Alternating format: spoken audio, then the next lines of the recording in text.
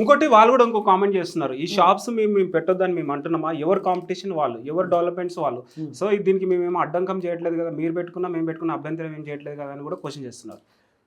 Competition okay brother, కానీ కాంపిటీషనే. నువ్వు GST కట్టవు, tax కట్టవు, నాణ్యత లేనటువంటి వస్తువులు అమ్ముతావు, నీ వస్తువులలో నాణ్యత ఉండదు, డూప్లికేట్ దందా, బంగారంలో కల్తీనే, స్వీట్ షాపులలో కల్తీనే, కరెంటు వైర్లలో కల్తీనే, అమాయకమైనటువంటి పేదలు ఉంటారు. మా వాళ్ళు మా అయ్యలకి ఏం తెలుసు, అందమైన బంగ్లాలు బిల్డింగ్లు అందాలతో కనపడితే సావుకారి బాగా ధనవంతులు కావచ్చు, బంగారం ఏంటో నా మెల్లులో తీసుకుని పోయి ఆడ పెడతా, 5ో 10ో అప్పిస్తారు కదా అంటాడు. ఆ నమ్మకాన్ని ఏర్పరచుకుంటున్నా దొబ్బేస్తున్నాడు. మనం భువనగిరి దగ్గర కోట్ల రూపాయలు ఎత్తుకుని వెళ్ళిపోయాడు. నిన్నగాక మన ఫిలిం నగర్లో, ఇక్కడే కదా హైదరాబాద్లో సిటీ సెంటర్లో మార్వాడి ఎలా మోసం చేశాడు. అంతకుముందు ఇంకో దగ్గర మోసం, వీళ్ళది ప్రతి దగ్గర మోసమే. అది కాకుండా దాడులు.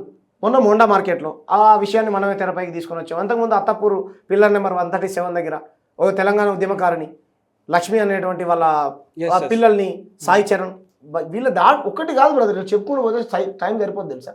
అన్ని దాడులు అంటే చేసుకుంటూ, వీళ్ళు దుర్మార్గాలు చేసుకుంటూ, నకిలీ వస్తువులు అమ్ముకుంటూ మా తెలంగాణ ప్రజలకు నష్టం చేస్తా అంటే మేము ఎలా ఊరుకుంటాం? నిజంగా ఇంత నష్టం జరుగుతుంది, ఇన్ని దాడులు చేస్తున్నారు కదా, మరి ఎందుకు గవర్నమెంట్ స్పందించట్లేదు? మీరే ఎందుకు దీనిపైన పోరాడుతున్నారు? మరి అంటే మీరు అన్ని కాదు బ్రదర్. గవర్నమెంట్ ఎప్పుడైనా ఇప్పుడు గవర్నమెంట్ కాంగ్రెస్ పార్టీ అధికారంలో ఉంది. కాంగ్రెస్ పార్టీ ప్రాంతీయ పార్టీ కాదు కదా, కాంగ్రెస్ పార్టీ జాతీయ పార్టీ, బీజేపీ పార్టీ జాతీయ పార్టీ.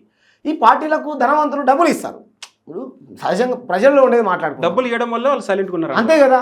ధనవంతుడికి ఇప్పుడు ఉన్నోనికే కదా చట్టం, పేదోనికి వాళ్ళు అంటారు మేము ఇచ్చేది మేము చూసారా అని కూడా అంటారు. వాళ్ళే చెప్తున్నారు కదా. నాతో మాట్లాడిన కాల్ రికార్డులో ఉన్నాడు, మేము గోరక్షణ సేన అధ్యక్షుడు మాట్లాడతాను, మేము ఫండ్ ఇస్తాం, పార్టీలకు ఫండ్ ఇస్తాం అంటున్నారు. వీళ్ళందరూ ఏం చేశారు? నరేంద్ర మోడీ, అమిత్ షా, జేపీ నడ్డాల దగ్గరికి అగర్వాల్స్, మార్వాడి అంటే కులం కాదు బ్రదర్, మార్వాడి అంటే ఒక వ్యాపార రంగం. మార్వాడి అనేటువంటి ప్రాంతం, అనే ప్రాంతం, వడి అనేటువంటి దాని నుంచి వలస వచ్చినటువంటి ఎడారి ప్రాంతం నుంచి వీళ్ళు దేశవ్యాప్తంగా వలస పోయినటువంటి వ్యక్తులు, వీళ్ళు వ్యాపారం కోసం. వాళ్ళు కూడా ఒక కామెంట్ చేస్తున్నారండి, చెప్తాం మీరు సబ్జెక్ట్ మళ్ళీ వాళ్ళు. కాబట్టి ఎందుకు రాజకీయ నాయకులు చర్యలు తీసుకోవట్లేదు మీరు అడిగారు కదా. వీళ్ళు డబ్బులు ఇస్తారు, వాళ్ళకు రాజకీయ ఫండ్ ఇస్తారు. కాబట్టి వాళ్ళు డబ్బుల కోసం, తెలంగాణ ప్రజల ప్రాణాలు, తెలంగాణ ప్రజల ప్రయోజనాలు కాదు వీళ్ళకి కావాల్సింది, వాళ్ళు డబ్బులు కావాలి. కాబట్టి మార్వాడి, ఇప్పుడు ఆమె పేరు ఏం పేరు, మార్వాడి లత, రాజస్థాన్ సింగ్, గుజరాత్ సంజయ్, వీళ్ళంతా తెలంగాణలో కాదు. వీళ్ళు బండి సంజయ్ని ప్రజలు పేరు మార్చి పిలుచుకుంటారు. ఆ మార్వాడి లత, రాజస్థాన్ సింగ్, వీళ్ళందరూ తెలంగాణ ప్రజల వైపు నిలబడకుండా వాళ్ళ ప్రజలు నిలబడరు. మీకు అర్థమైంది స్పష్టంగా.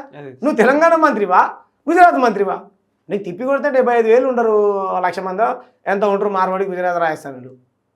అది స్పష్టంగా తెలుగు కూడా రాదు వాళ్ళకు. నువ్వు వాళ్ళ తరపున నిలబడ, అసలు నాకు తెలిసి ఇంట్లో నుంచి బయటకు వచ్చి ఓటేస్తారు కూడా తెలియదు వాళ్ళు. కాబట్టి నువ్వు వాళ్ళ తరపున నిలబడడం అంటే స్పష్టంగా ఇక్కడ ఏం అర్థమైంది? ప్రజాస్వామ్యంలో పాలకుడు, రాజకీయ నాయకుడు పైసలకు అమ్ముడుపోయాడు, పేద ప్రజల వైపు లేడు కదా. మేము పేద ప్రజల తరపున ఉన్నాం. ఓకే, వాళ్ళు కూడా ఒకటి కామెంట్ చేస్తున్నారు, మాకు కూడా అది కన్ఫ్యూజన్ అనిపించింది. తెలంగాణ షామ్ అసలు తెలంగాణ వ్యక్తే కాదనేసి కూడా అంటున్నారు. నిజమే అంటారు ఇది? నేను ఏమంటున్నా, తెలంగాణ ఇన్స్టా ఐడిలో కూడా ఏదో చూపిస్తున్నారు. న్యాయమని అబద్ధాలు బొచ్చుడు ప్రశాంత్ చేస్తారు. గవర్నమెంట్ ఐడి నమ్ముతావు కదా, నా అడ్రస్, నా పేరు, నా ఊరు చూడింది. ఓకే ఓకే, నేను చెప్తున్నా బ్రదర్, నా పేరు, నా అడ్రస్ చెప్తా. దాని ఎందుకంటారు? తమిళనాడు అంటారు అంతేనా? అదే పేరు ఏదో శాంసన్ అంటారు, స్పెల్లింగ్ తో సహా చదువు. అదే వద్దులే, నేను చెప్తా. సరే బ్రదర్, నేను తెలంగాణ కాదంటారు కదా, మరి నేను ఎవరినో మీరే చెప్పురి. మా ఊరు ఖమ్మం వరంగల్ సరిహద్దు ప్రాంతం, బయ్యారం మండలం, వినోబాబు నగర్ అనే చిన్న పల్లెటూరు, మాది ఏజెన్సీ ఏరియా. వెళ్ళేందు గుమ్మడి నరసయ్య మాకు 5 సార్లు ఎమ్మెల్యే. మా తాతలు, ముత్తాతలు, వాళ్ళ తాతలు, కనీసం మాకు ఆంధ్రాలో కూడా చుట్టాలు లేరు. అర్థమైందా? ఆంధ్రాలో కూడా చుట్టాలు లేరు. సరే, విమర్శించే వాళ్ళు ఏ రకంగా విమర్శిస్తానులే, నేను అదండి. ఇలా విమర్శించే వాళ్ళు ఇక్కడ కాదంటున్నా నేను. బండి సంజయ్ మూలాలు ఇక్కడ లేవు, కరీంనగర్ కాదని నాకు తెలిసి. బండి సంజయ్ తాతల ముత్తదు గుజరాత్ నుంచి వలస వచ్చినట్టున్నారు.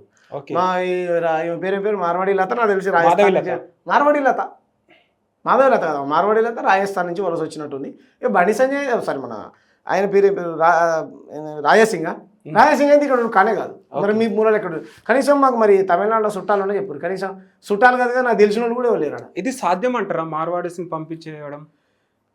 ఏమంటున్నాం బ్రదర్, పంపించుడు అని అంటే వాళ్ళని వ్యక్తులుగా వెళ్ళిపోమని అంటలే బ్రదర్. ఇది గో బ్యాక్ మార్వాడి అనేది అదే ఉంది కదా. ఇప్పుడు గో బ్యాక్ ఆంధ్ర వాళ్ళు రావచ్చు, పోవచ్చు, రొయ్యలు అమ్ముకోవచ్చు, నీ అట్టుకున్న జొన్న రొట్టెకు సుటారీకం ఎక్కడిది, పొమ్మంటే పోవేందిరా పోరావో ఆంధ్ర దొరా. పొమ్మంటే పోవేంద్రా అన్నాను. పొమ్మనే ఉద్దేశంలో నీ ఆధిపత్యాన్ని బొమ్మని అర్థం.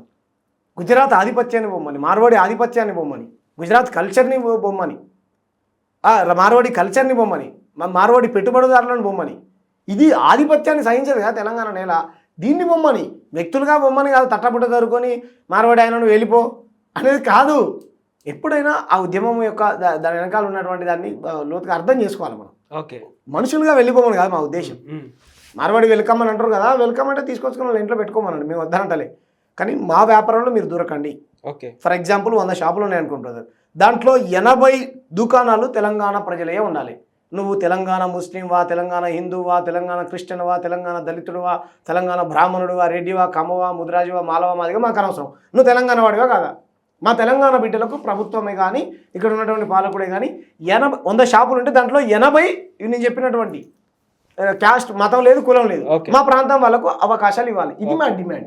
స్థానిక వ్యాపారుల చట్టం రావాలనేది మా డిమాండ్.